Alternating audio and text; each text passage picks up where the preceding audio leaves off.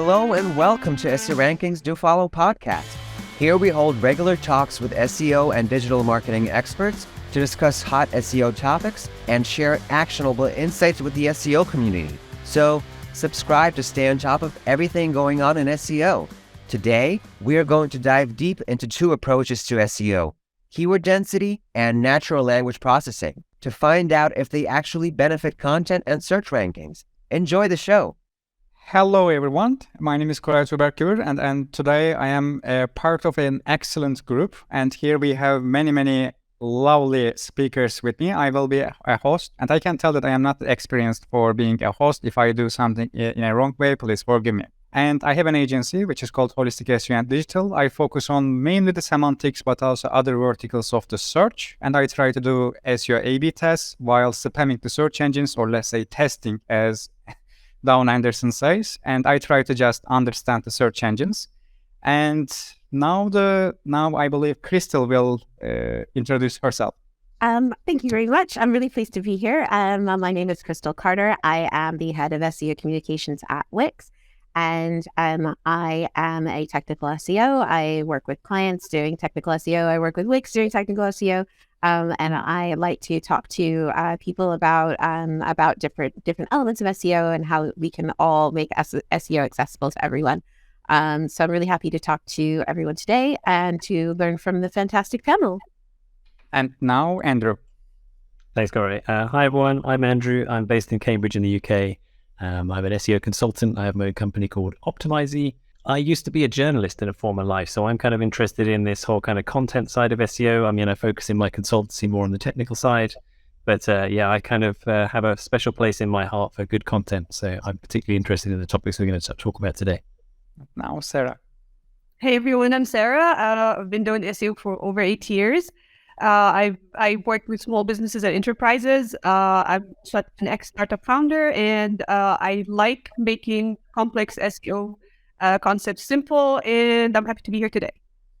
Okay then. So before the beginning, I will explain a couple of things for the SEO ranking. And the first thing that I want to tell that before the SEO is being called as SEO, it was actually search engine ranking, which is the first name of the search engine optimization. That's why I really like the SEO ranking name, which is one of the greatest names for having for SEOs. And SEO ranking is actually an all-in-one SEO platform, and they just don't track your rankings. They actually do way much more things than that. So now we can dive into our topic. And actually, I want to start with Andrew a little, because you said that you are actually a journalist, or you were a journalist. And I just wonder, while you were a journalist, did you use the keyword density at all? Yeah, so in my former life as a journalist, I didn't really know anything about SEO at all. Like, I was fresh out of university, writing content. I was getting paid to watch sport. It was just like the greatest job I'd ever had. And SEO wasn't even on my radar at all until something, I can't remember, something, but it's like, I think some sports star died, and then we had to change this story because they were really ill. And then we changed this one word in the headline, and the traffic went crazy. And I couldn't work out why. And it was like, all right, what's happened? Like, my editor was really pleased. It was like something happened, and it all came back to like this super nerdy guy in the corner said, "Oh, it's something to do with SEO and like Google," and all these words flew over my head. But that's that kind of first seed was first planted of the difference that choosing one word between this person's really ill and now suddenly this person's dead, and because that's what happens now. Everybody, whenever anybody's celebrity, their name trends on Twitter, everybody says, "Oh, they must be dead." So I Google like, is Tom Hanks dead? Is, Amber Heard dead? That's all the thing all the time. So that's how that kind of stuff started to come around. And that first seed of like, oh, okay, that difference between X celebrity is ill, X celebrity is dead. Yeah. It's horrible. And that's a really nasty example. But like the difference between those kind of like words between and how much difference that makes. Yeah, and I can tell it's one of the really spammy industries too, because every day I see many different web pages that come like X person is dead, or the X person service, X person obituary, and these type of things. Mm-hmm. And they still rank actually, Andrew. Why do you think that they rank that well? Even if they tell completely wrong information? Because, for example, Crystal, you can answer that too. If Google understands the content or the sentences, the other day, for example, I won't tell the name because when I say I got emotional and I want to continue to smile, but we lost a great mind. And at the same time, there was many news there. And on this news, it was saying that the children of X, the wife of X, but there is no children or the wife from the person at all. They just write gibberish content for ranking, and also they rank. So do you think that Google checks the accuracy before ranking?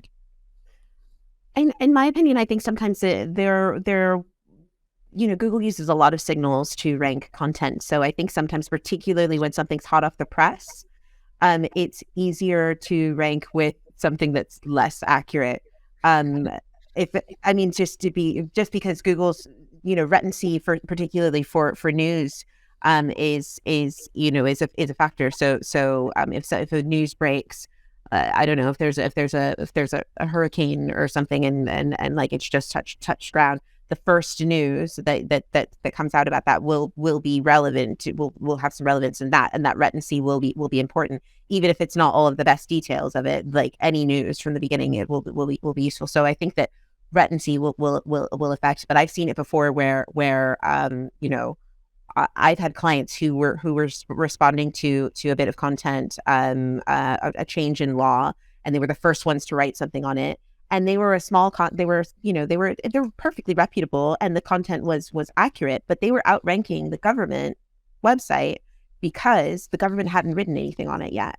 And they when as soon as the government updated their content, then they weren't outranking them anymore.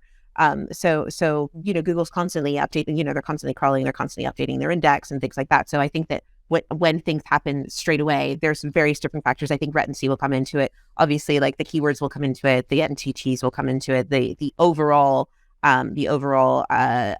accuracy, or the overall perceived accuracy of the source will also come into it. Just like if a bloke says down the pub, if the bloke from down the pub normally gives you decent information about, what happened down the market the morning before, then like you'll probably believe him, even if it sounds a little bit implausible. You'll check it later. But yeah, I think that those sorts of things come into play. There's a lot of different factors, as you know. Thank you. But today I am here for asking the questions rather than the answering. So in my opinion, you think that Google actually ranks according to maybe a little the co-occurrence of the words and a little the continuous back of the words.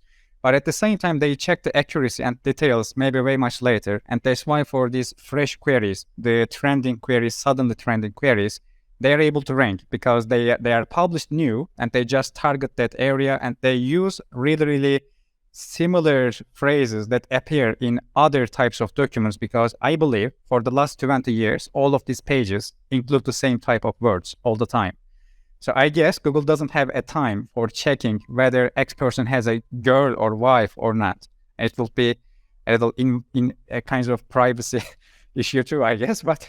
Yeah, well, I think that's a really good example of something that, like, particularly, I think the person if I'm thinking of a person that you're thinking of, it might be that there isn't any way for them to corroborate that information. They might not have any way to check, like if you were to say whether or not Queen Elizabeth has a husband or has children. I think there's plenty of evidence and there's plenty of things online for them to be able to check that information. But if you were to ask Google if my aunt Julie has a husband or wife or a cat or a dog, they wouldn't be able to corroborate whether that's true or false. So I think that can depend. And I think also something important to think about is that Google says all the time, I think the number they normally throw out is like 15% or something. 15% of searches have never been made.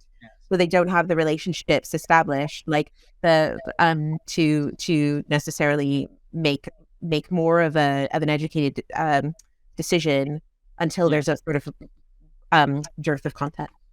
Definitely. May I add is that sometimes because the query is relatively fresh, right? And someone adds something that hasn't been mentioned in other content online, maybe that would push Google to favor it a bit, because this is like a new piece of information that wasn't.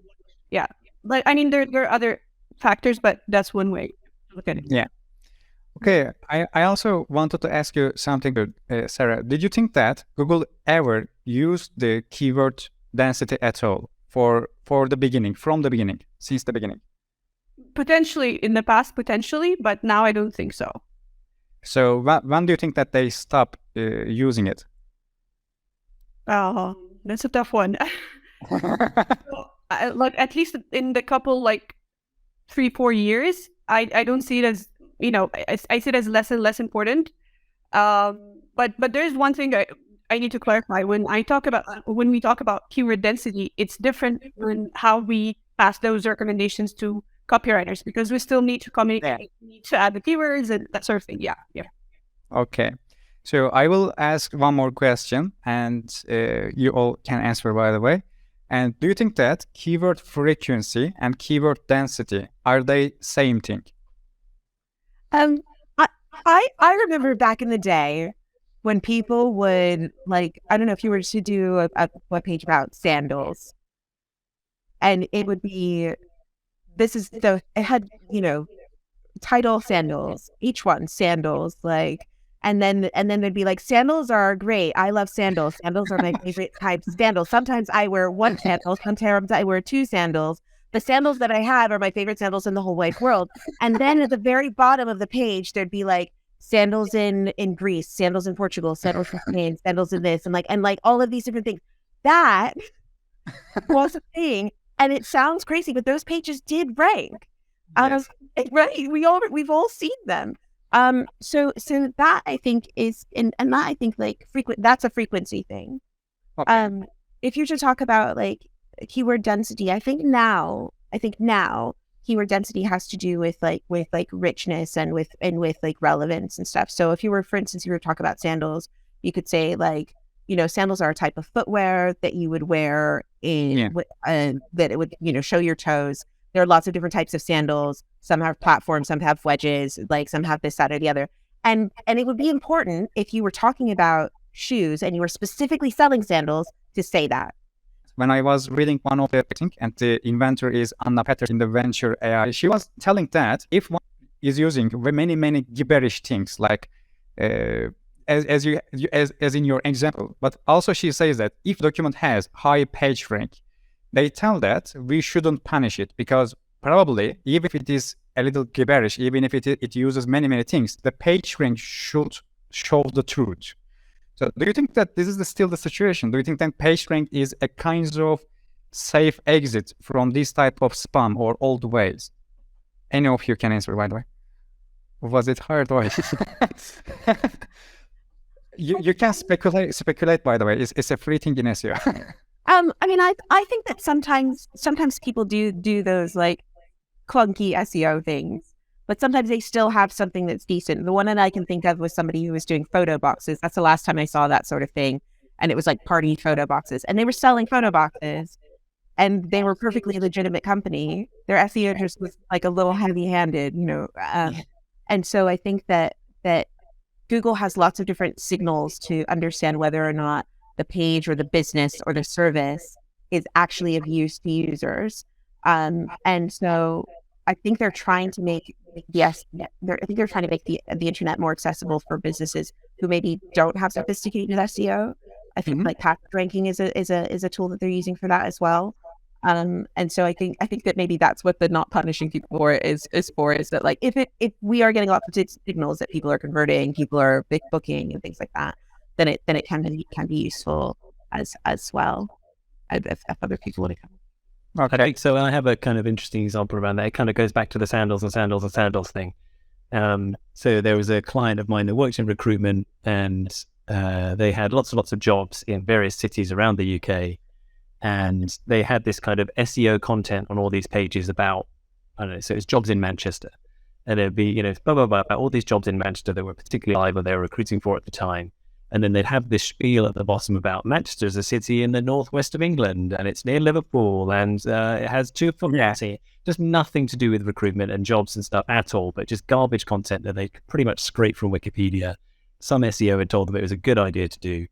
And it's like, okay, so is that hurting them? Should Google punish them for doing lousy SEO? Probably not. Like, there's the gem of the content is still in there. It's good, right? If you're looking for a job in Manchester, hey, they got it. They've shrouded it in a whole cloud of garbage. Yeah. But the gem is still in there.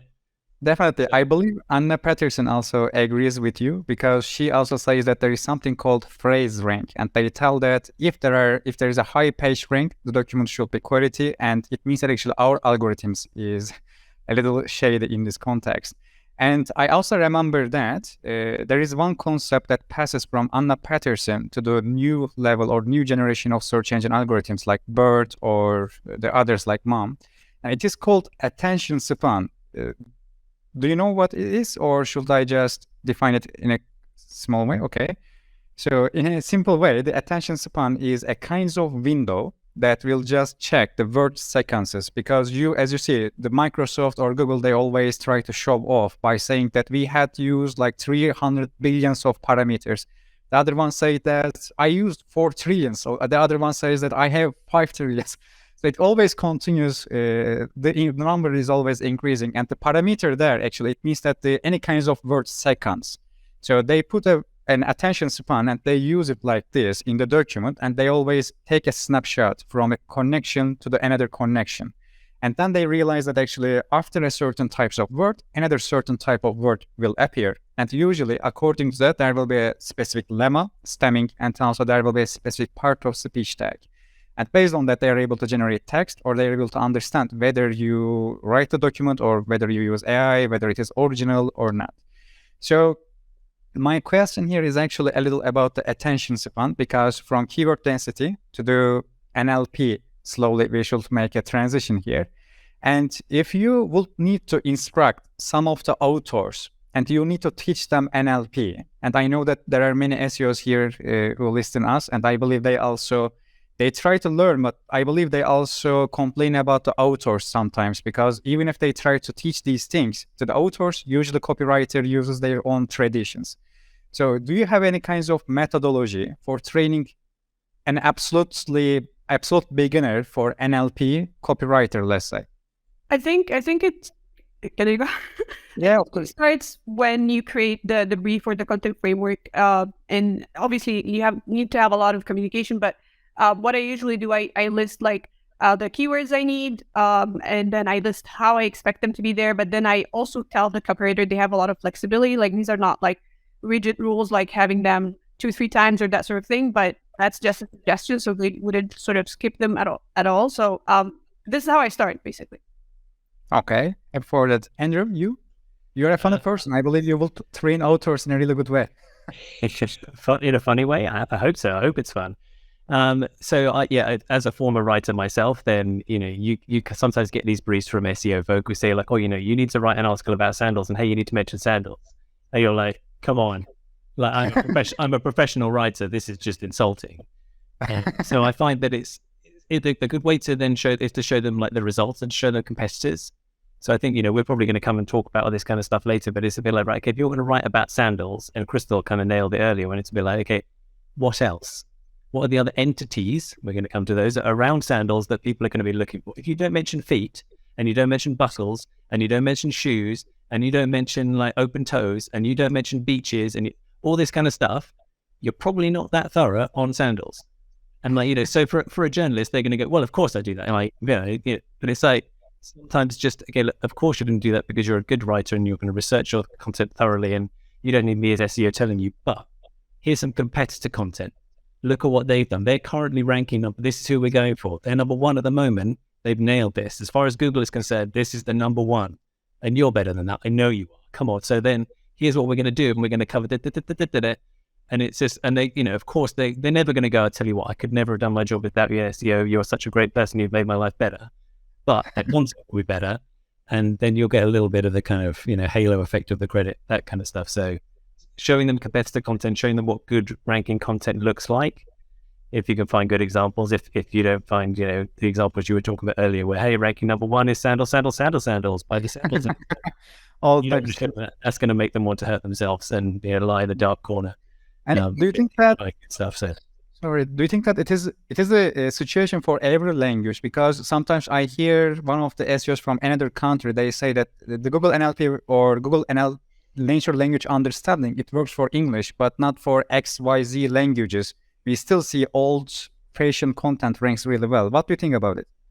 This is not for me to talk about because I struggle with English. So all you people who do this webinar in a second or third language, this is your. I actually wanted to follow up on Andrew's comment first.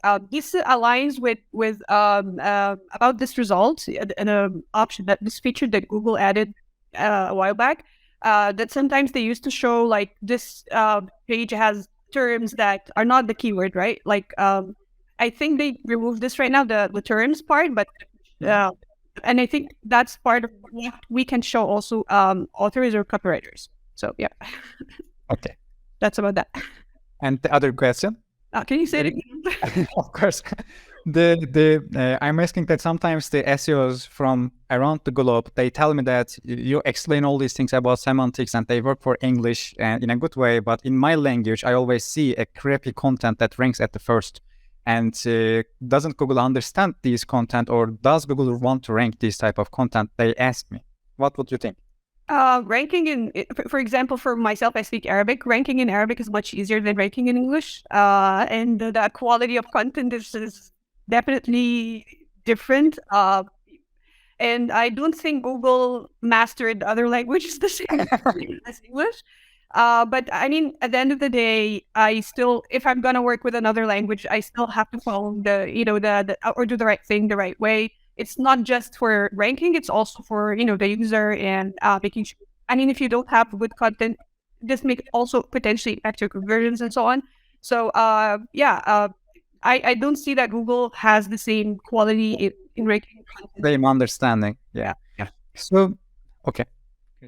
Sorry if I can jump in. I think that the internet in English is bigger. There's a lot of content in English. There's a lot of people who are outside of English speaking countries who are making content in English.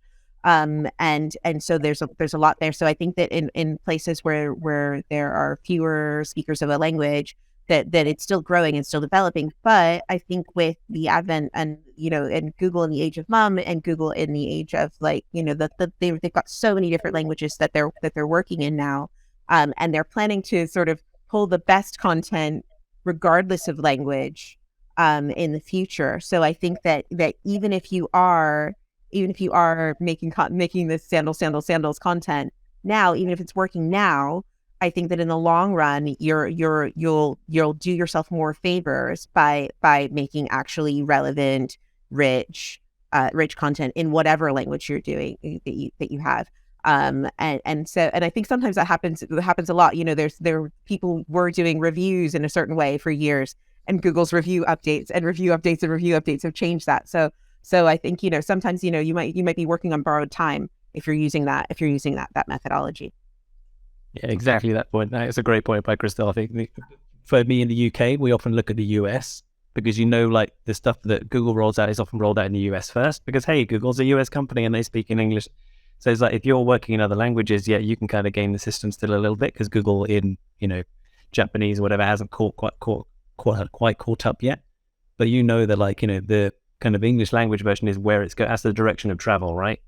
So if it's not working in English and you're kind of getting away with it in Swahili for now, this is where it's going. So you can get yourself ahead of the game. It's almost like the canary in the cage kind of thing. Definitely. Actually, Google... we coined a new term, the sandals content. I really like that. Sandals? Yeah, this is here to live. Okay. So actually, Google also states that from MUM to the Lambda or to the Kelm or any kinds of retrieval augmented language understanding algorithms or all of them, they also state that in semantics, they don't focus on the language. They usually focus on the meaning across the different languages. It is also helpful for them to unite all the data. And if they have more data, it means better algorithms will come. But I guess one of the problems there is that the amount of the documents. Because when you have too much documents, it means that actually you can choose in a more free way. For example, in Canada, even if the language is English, which is a language that actually Google understands according to the assumption, but still in the news industry, we see that many duplicate content ranks really well. And in my opinion, especially the main reason for that is there is not that much candidate. It's not like in New York or in Washington, because in Canada there is maybe a less intensity for that. And since the candidate count is lower, it means that quality threshold will be lower too. So maybe because of that, some other region SEOs are luckier than American and UK SEOs, I can tell. So I will ask a question about the TF-IDF. And do you think that it is useful? Do you think that it is logical? Would you think that Google will use it? And would you suggest using it? I'm going to ask you to explain the acronym for me there, Koray. Are you able to? TFID, you say? TF-IDF, term frequency, inverse document frequency. Okay. And do you think that it is something useful or something meaningful for Google?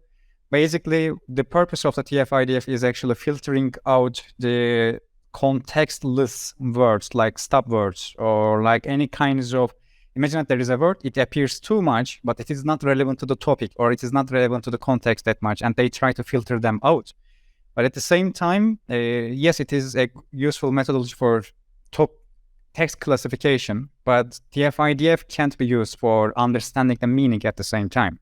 And I just wonder, if you would be a Google engineer, for example, just today, would you use it? Would you go to the Googleplex and think that let's use TF-IDF for understanding some documents or ranking or something else?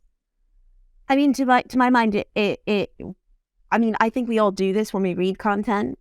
Like you can, if you're looking up a recipe for chocolate cookies, there will be a lot of that content at the beginning of the recipe. And they'll talk about how they went for a walk on the beach in their sandals and they saw a beautiful bird and blah, blah, blah, blah, blah, blah, blah, blah, blah, blah, blah, blah. 500 word later, then you get to the recipe. The most important thing, the reason why I'm here is because I want to make cookies, and that's why I'm there. So I think there's a lot of waffle. I think sometimes, there's some people that think that SEO, when they think about whether a content is good, they're like, oh, it needs to be 500 words at least.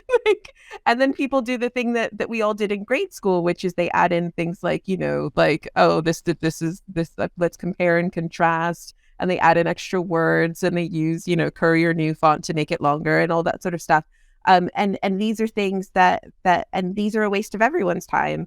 Sometimes you can have something, sometimes, it could have been a list. Like it could have just been a list. It doesn't have to be like all of that sort of stuff. We don't need to know about that time you went to the beach to get to the cookie recipe. I just need the cookies, please, thank you. And so I think if that helps Google to filter out the nonsense and the gibberish and that thing about the Manchester blah, then I think I think that can be useful, because I think there's a lot of time wasting content. There's a term I use a lot in SEO is all killer no filler. Let's get to the chase.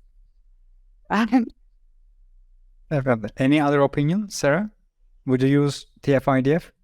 So in general, I'm open to any new way or any technique, but I would always test it, right? And see a pattern. And because it's different and from one vertical to another. And as Crystal mentioned, recipes, for example, all the top recipes or very common, a lot of people writing recipes, it's a lot of irrelevant stuff till you find the actual thing. So I would definitely test it. I would try it out and see how it works. And try to come up with a pattern and look at the data, that sort of thing. Yeah.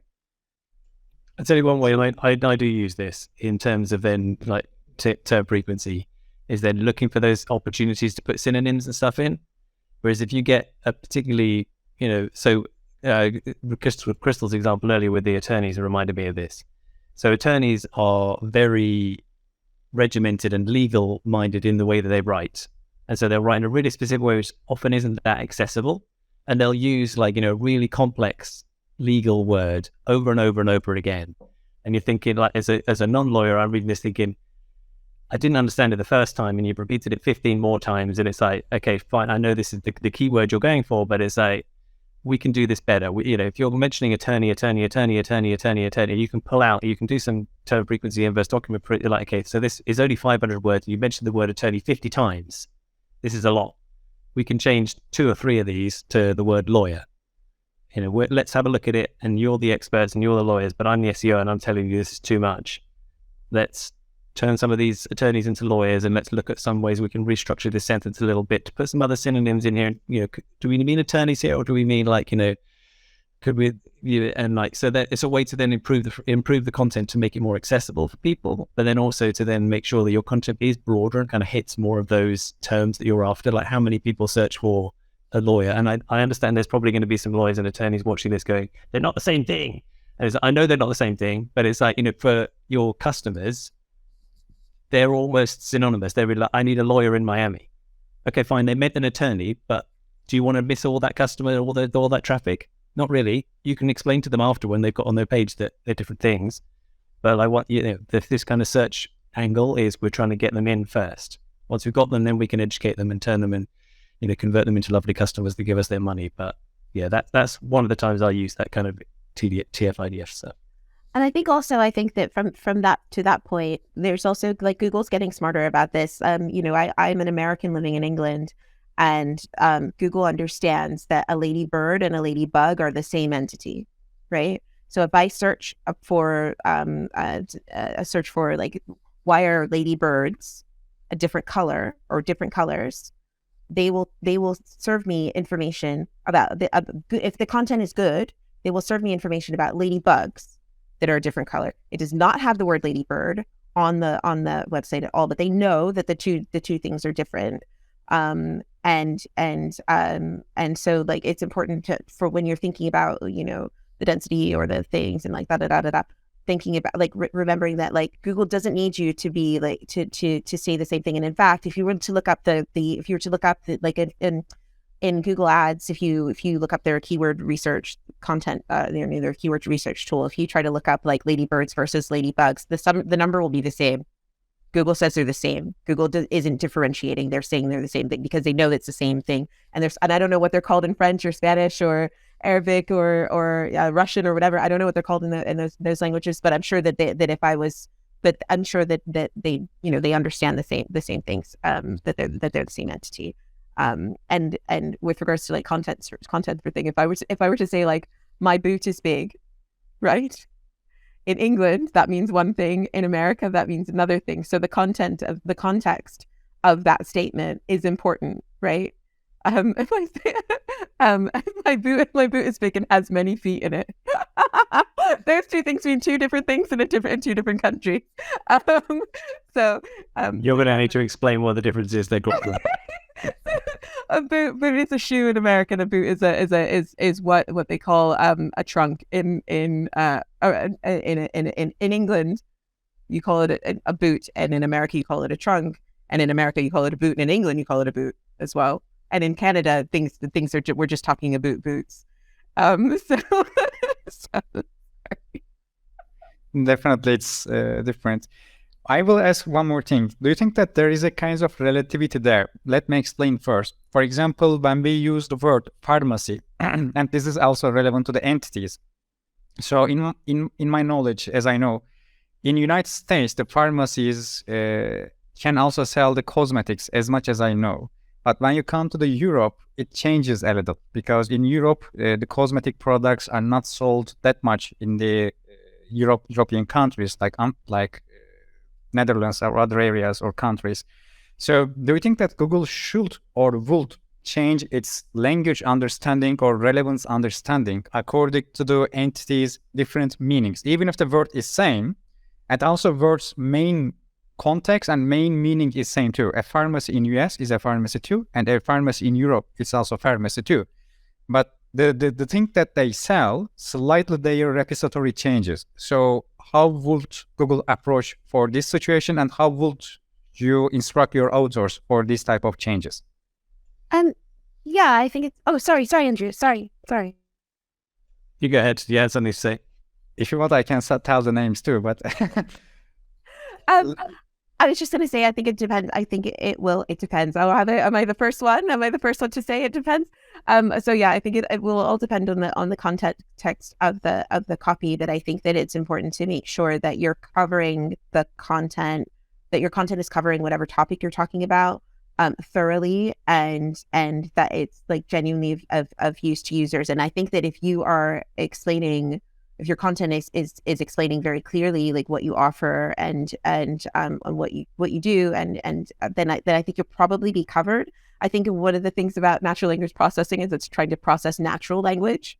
So it's important to make sure that people are covering it clearly. And I think that most of the time you'll as long as when people are writing that most of the time you should be fine as long as it's thorough and you haven't missed anything out, I suppose. The only thing I was going to add is that I think we're talking about edge cases here. Like, so if you're a pharmacy in the Netherlands targeting American tourists who think you're going to be selling makeup, that's, majoritively, like if you're a pharmacy in the Netherlands, you're going to be targeting Dutch people. I mean, unless you're in a big tourist town, in a big tourist area, in which case then that's maybe something you need to consider about, like, hey, right, if American tourists are often showing up in your shop going, like, why can't I get, cosmetics? Then okay, then you've got a specific problem. But I don't know. I think that's probably more of an edge case. I think context is always important, right?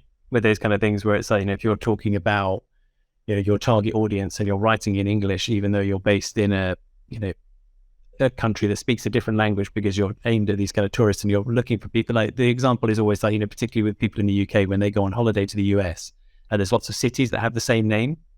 And so then they also, because they've been cookied, and Google has it's personalizing things around Norfolk because you live in Norfolk in the UK, and then there's Norfolk in the US, which is completely different at a different place. And then you're looking for like, well, I want flower delivery because I need flowers in Norfolk for my wife back at home because I want her to have flowers on her birthday, even though I'm over here at work. I mean, this is like, we're going to edge cases here kind of stuff. It's a bit like, look, if those are the kind of things that are throwing up an issue for your business, then maybe you need to tackle them. But it's a bit like, as a human, I can work out that when I go like, flowers in Norfolk and it goes, hey, here's one near Denver. And you're like, no, I mean Norfolk. You just refine your search, right? We've all done that kind of stuff. It's like, you do the research and you get 50 billion results and you add a few more keywords to kind of refine it and say, no, Google, I mean that Norfolk, the other one. So I think that's, well, I don't know, we're kind of on the edges of edge cases. I think also Google is using a lot of tools to help with this. So I think that SEOs need to think about the content that's on their site, but they also need to think about their wider digital footprint. So when we were just talking about the Netherlands, the one that popped into my head was coffee shops. If you have a coffee shop in the Netherlands, you will have a completely different experience from a coffee shop in another place. For instance, now if you were used to going to coffee shops in the Netherlands to take part in that recreational activity, and you were looking for the same thing in another place, then Google would be able to give you information from Google My Business, for instance, and Google My Business will pull out different reviews and different content for that. So if I was looking for, like, I don't know, vegan pizza in London or something like that, I could get results from Google Business Profile. I think I said Google My Business before. Sorry, I'm showing my age. But if I said if I was looking up vegan pizza in London, even if the website didn't have on their site that they sold vegan pizza, if somebody had left a review saying I had the best vegan pizza ever here, then Google can pull that information and serve that as well. So I think that and I think that the entities and things like Google thinks about entities when they're guiding people to create their Google business profiles as well. And so I think that if you want to rank for those entities, then you should also think of not just what's on your page, but also what's in your wider sort of digital footprint as well. Yep, I want to add something. I think this is a question of, would a pharmacy in Europe selling cosmetics have the same opportunity to rank for cosmetics as in US, right? Generally, I think potentially no, because there are other factors there in play. Like, would they get backlinks on these on cosmetics, for example? Maybe people would more likely to link to other websites or other businesses that are more known to that. So there are other factors in play as well that may impact this. But just because of the geographical or the way things work in different places, it may potentially have an impact, but there's also other factors that I want to highlight that. Yeah. Okay, ma'am.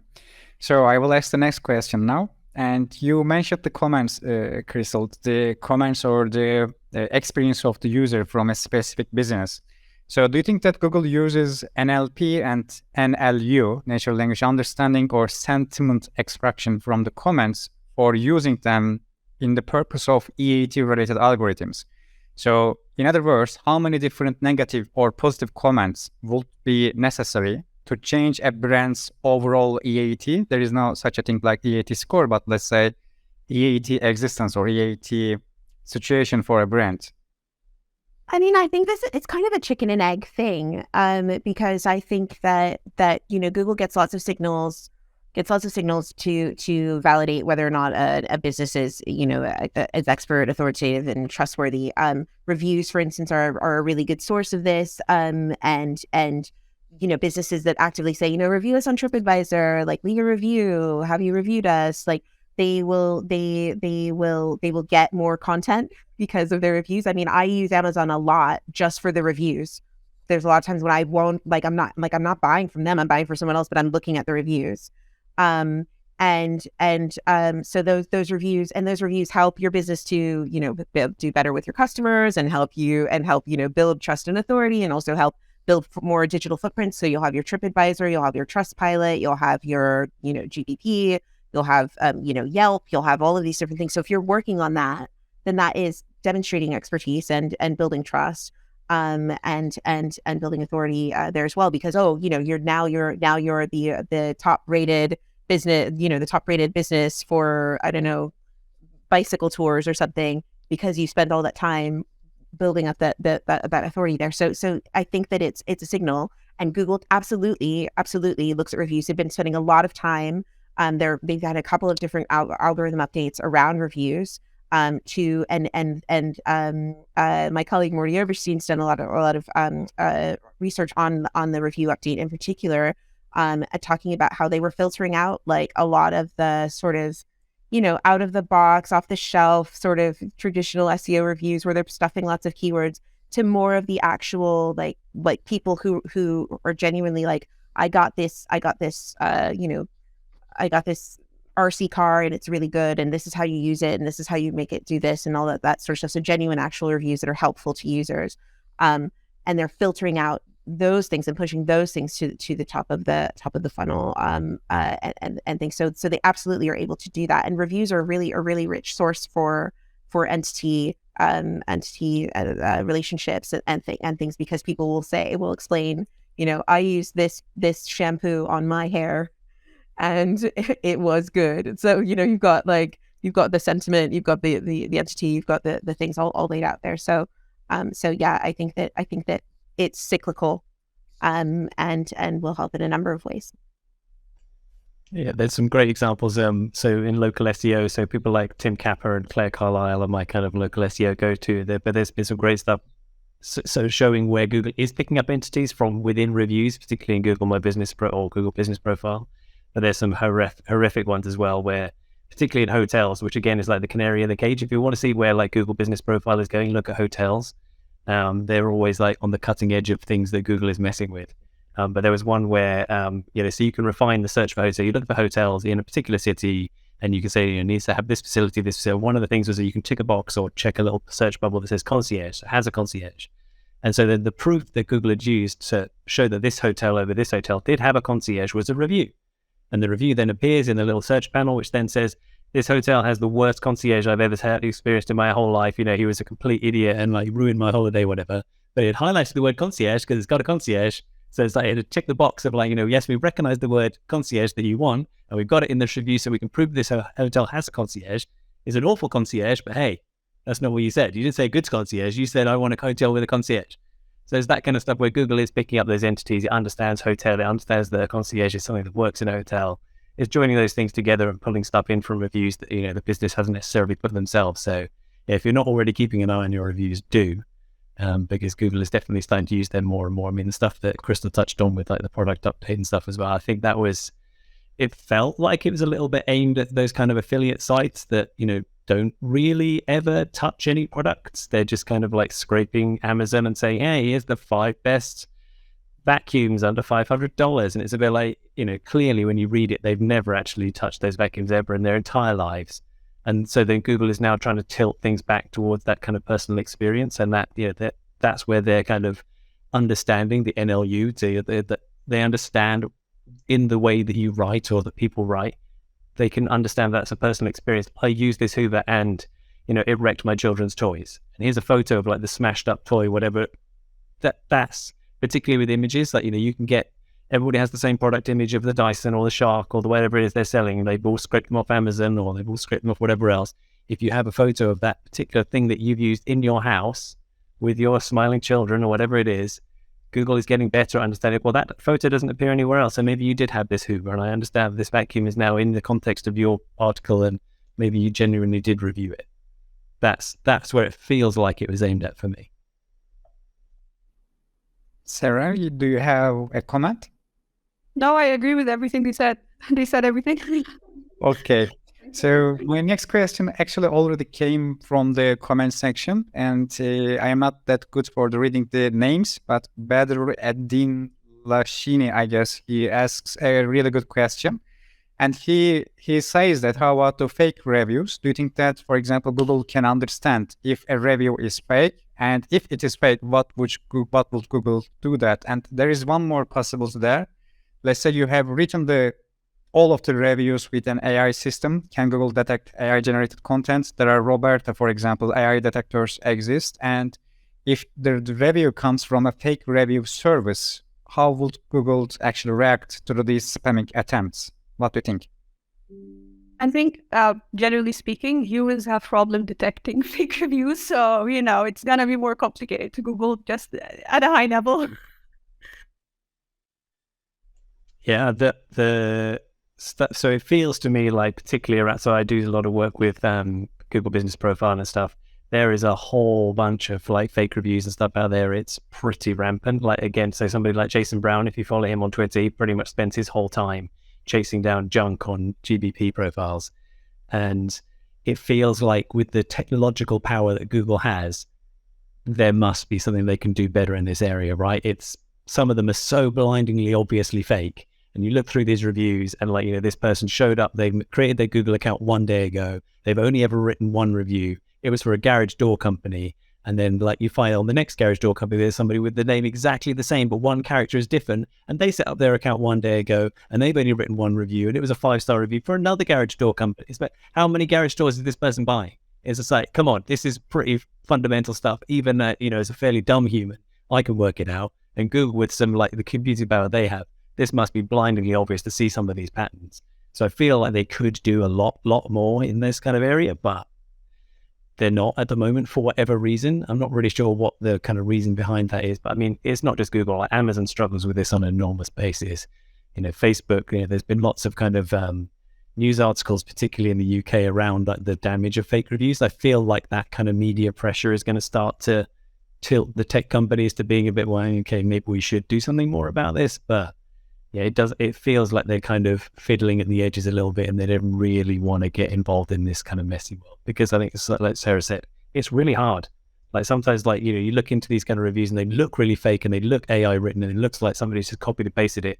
Turns out it was just some person who's not really particularly technologically great and their typing wasn't so awesome. And hey, they genuinely did buy the product. So yeah, humans are pretty junk at this kind of stuff. I think we can look at reviews as the new backlinks. You can have negative reviews and positive reviews and that sort of thing. It does. There's a lot of space for improvement there. I think this is also something where the EAT sort of element comes in. So if you're thinking about there are some places where the reviews are more trustworthy than others. I think Amazon has a verified purchaser thing, or I think Trustpilot tries to sort of verify that you actually genuinely purchased from there.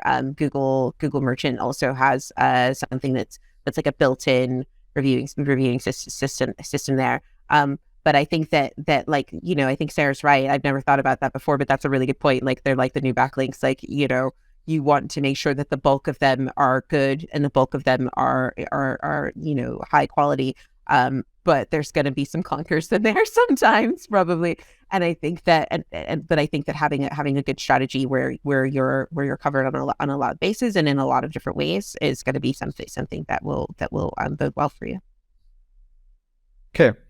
So my next question will be a little about the keyword occurrence from the audience, but I will a little rewrite the question to make it more broader. And there is something that called co-occurrence, and also there is something that called already, we all know n-grams, and there are also skip grams. We talk about TF-IDF, but there is also a categorical TF-IDF and different types of TF-IDF formulas and other things too. So I just wonder, do you think that Google uses n-grams or skip grams or co-occurrence of the words? For example, when you look at the co-occurrence of different things, there is another concept called co-occurrence matrix. And when you give an example from the sandals, for example, Crystal, you have used some other words, thematically related words. And it is called, for example, word themes. It is a little, it might be sometimes relative too, but on the web, Google is able to cluster these things. So do you think that Google actually has a different types of phrase lists or co-occurrence possibility lists? And do you think that they are trying to understand context of the document, or let's say macro context and some side minor context of the smaller segments by checking these co-occurrences? And if they do that, how would you try to optimize a web page, and how would you try to educate an internal author for that? So I think Google is doing this, and I think also Google is doing this on the SERP. So certainly in the last little while, I've started seeing that if you put in a super broad search, they will give you like little bubbles at the top that will filter you to something like that will be a better search. So like if you did shoes, it would be like sandals, trainers, heels, like clogs, snow boots, whatever it is. It will filter you to that because they're just, it's like, shoes, what shoes? Give me more to work with. You know, they need more to work with. So they're filtering you to do that. So I think if you're trying to instruct a writer, that's a really good thing to do. Another tool that I've used and I think it's been around for a little while, but if you want to demonstrate to someone the actual benefit of drawing those relationships and adding in those sort of secondary thematic terms, you know, people talk about keyword clustering, which is I think it's in the same neighborhood of this.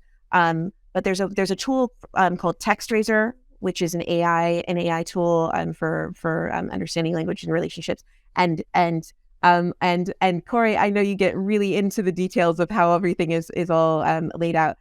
For those of us who are less mathematically minded in that regard, I think TextRaiser is a really good tool because you can take a bit of content, and they have a free demo that you can use. You take a bit of content, you can drop it into their free demo and press go, and they will give you a score, and they'll tell you the relevance of that score. So if you were trying to write something about, where we keep talking about these sandals, well, if you're trying to write something about these sandals, and what you want to rank for is sandals, and you drop the information into let's say you have this blog and you pop it into there, and if it's telling you that it's saying like with 75% accuracy that it's sandals, then that's not good. If you edit it and say, you know, beach, vacation, flip-flops, like Javianas, whatever you want to say, if you add that in, and then you can see that the score will change. You can edit it and you can see that the score will change. And I've done this before, and like people are like, oh, that makes sense. I can see that makes sense. So if you have a copywriter who's skeptical about how copy changes can impact them, the machine interpretation of content, then that's a really good tool, really free, really accessible. They can test it themselves as well. And you can also do it. Another one is also Google Sheets. Google Sheets now has that summary tool, which it's a little bit of a tough critic. Like I wrote an article and it was like, oh well, this is an article that's talking about how you can do this and that, but it's not covering everything. And I was like, I thought I covered everything. So I think there's a few tools that you can use that will help you see how machines see you when you're writing, and I think that it's worth using those when you're talking to clients and copywriters. And our dear other speakers, Andrew, Sarah, do you have a comment? So I think the name that we're kind of skirting around mentioning, because I think it's a bit upsetting to talk about his recent passing, but Bill Slavsky had some great examples around this kind of stuff. The example he always used around the co-occurrence stuff was, you know, if you're talking about a horse, how does Google know which kind of horse you're talking about? Are you talking about the four-legged horse? Are you talking about the gymnastics horse? Are you talking about the hammer and chisel than like a sawhorse.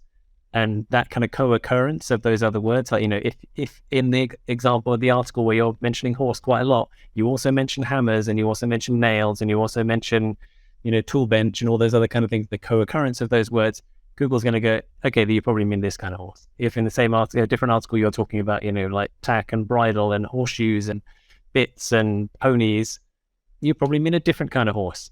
So those kind of things, that's important to like, the kind of example we talked about earlier with like, attorneys and lawyers and this kind of stuff. Like my when I talk to authors, it's always like, yes, of course, Google will understand if you say lawyers and attorneys and it knows they're the same thing. But it's like, why wait for Google to work it out for you? If you can spell it out and like feed the machine the stuff that it wants, then that's always a good thing to do. Like, especially if you can do it without kind of changing the context of your article. But one of the tools, so like Crystal was talking about, sort of TextRaiser and stuff. TextRaiser is another good way is to use this kind of AI tools to look at the images and things that you're using. So again, I've mentioned it before, but Claire Carlisle used a great example in a recent presentation I saw, where one of her customers was uploading an image to their dentist's profile on Google Business Profile. And there was a photo that really looked like a dentist. You could see the blue gloves, and this kind of guy was leaning over this person's mouth, and to you and I and all the human people looking at it, dentist. But for whatever reason, the AI is looking at it and it could see the gloves, and it was thinking white coat, and you could see the list of things that the image with the AI would kind of pick out and say, it's this, I think, white coat, maybe sort of 50% dentist. And there was another like image taken from the same photo shoot where the dentist had just lowered their hand so you could see the person's face. And suddenly it was just like, bam, dentist. 90% certainty this is a dentist. So those kind of things, so like the images and the text and stuff that you're using, it really does matter, because Google doesn't have time to pay humans to read through everything. It's going to make some assumptions. So if you can feed it things that it's going to make the right kind of assumptions, that's where you want to be. Definitely. Sarah, do you have any comment? Nope, I'm good. Okay. So I actually really love listening all these three great speakers, but at the same time, I am taking some natural warnings from the background because we are coming to the end of our time today. But I believe that as I believe you also loved listening all these great comments. There is just one minor question from the audience. They asked difference between n-gram and skipgram. Basically, an n-gram, bigram or trigram or 4gram, whatever. It usually follows a kind of continuous phrase line, but skipgram tries to skip one of the words because most of the time the spammers, they don't think these type of things, and that's why skipgrams sometimes reflect the context and the quality a little better. And there are different skipgrams, like 1 skipgram, 2 skipgram. It determines how many different words you will skip while taking your contextual phrases. And with that said, we will need to finish this session, and I believe it is lovely, and I guess it will be published on YouTube or some other places too, and you will be able to watch that. We have used many really rich terms here, the co-occurrences we use, the NLP or NLG, NLU, and we have talked about EAT and other things. Sometimes it was technical, that's why I just stopped from some sections. And at the same time, we all owe a thank you to the SEO Ranking for gathering us here and for presenting all these things. Thanks for listening us, and see you at the next time. Today, Koray, Sara, Crystal, and Andrew gave us a breakdown of NLPs and keyword density, as well as their impact on SEO. Thank you for your time. Be sure to subscribe and join us for the next episode of SEO Ranking's Do Follow podcast.